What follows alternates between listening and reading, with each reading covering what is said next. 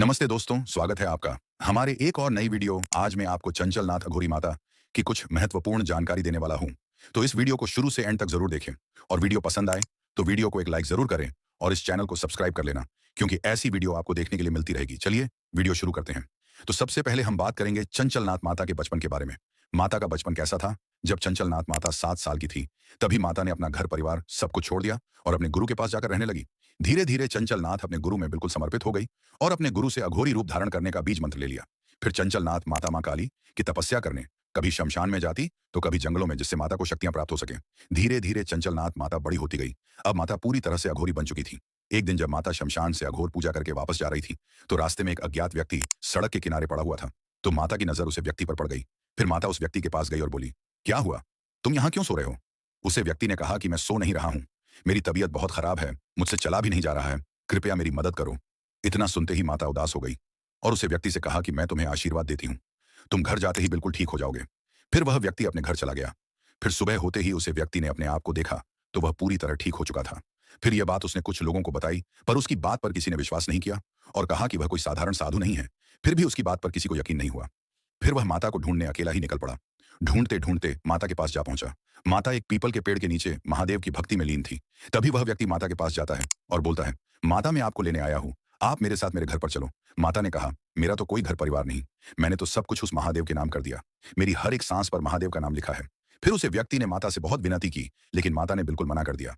फिर उसे व्यक्ति ने माता से पूछा, माता मैं आपके लिए क्या कर सकता हूँ? तो माता ने कहा कि तुम मेरे लिए यही एक छोटी सी कुटिया बनवा दो, जिससे मैं यही अपनी साधना और तपस्या करूंगी।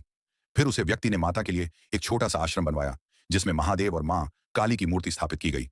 फिर चंचल नाथ उसी आश्रम में रहने लगी। फिर वह भक्ति माता की खूब सेवा करता। धीरे धीरे लोगों को माता के बारे में पता चला कि उस गांव में एक चमत्कार करने वाली साध्वी आई है। फिर कुछ समय बीत गया। माता के पास लोगों का आना जाना शुरू हुआ। माता के पास जो भी लोग आते, माता उनकी दुख पीड़ा को दूर करने लगी। फिर माता यूट्यूब पर और सोशल मीडिया पर वायरल हो गई। पूरे भारत में यह बात फैलने लगी और लोग दूर दूर से माता का आशीर्वाद लेने आते जाते थे। एक दिन उसे व्यक्ति ने पूछा कि माता जब मैंने आपको पहली बार देखा, तभी मैं समझ गया कि आप कोई साधारण अघोरी साधु नहीं हो, लेकिन आपको ये शक्तियां कहां से मिली और ये चमत्कार आप कैसे करती हो? चंचल नाथ ने बताई, मुझे ये शक्तियां स्वयं मां काली से मिली हैं। मैं एक अघोरी हूं। तो उस व्यक्ति ने पूछा, माता आपने अघोरी रूप धारण क्यों किया, जबकि आप तो देखने में बहुत सुंदर सुशील लगती हो? तो चंचल नाथ माता ने बताया कि ये बातें आम लोगों के समझ में नहीं आ सकती हैं। दोस्तों, कुछ लोग कमेंट करते हैं कि माता का मोबाइल नंबर बताओ, माता से फोन पर बात करनी है। मैं आपको साफ साफ बता दूं, माता मोबाइल पर किसी से कोई बात नहीं करती है।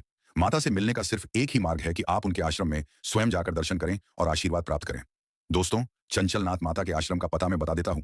चंचल नाथ माता का आश्रम करनाल के रायपुरा जाटान घरौंडा के पास माता आदिकाली का मंदिर है। वहीं पर है चंचल नाथ अलख माता। निरंजन अलख निरंजन। दोस्तों, मैं आपको बता दूं, चंचल नाथ माता से मिलने का कोई रुपया पैसा नहीं। दोस्तों, अब बात करते हैं चंचल नाथ माता के पास कौन कौन सी शक्तियां हैं जो माता को स्वयं मां काली से मिली है। चंचल नाथ माता के अभी वर्तमान में 18 प्रकार की शक्तियां हैं।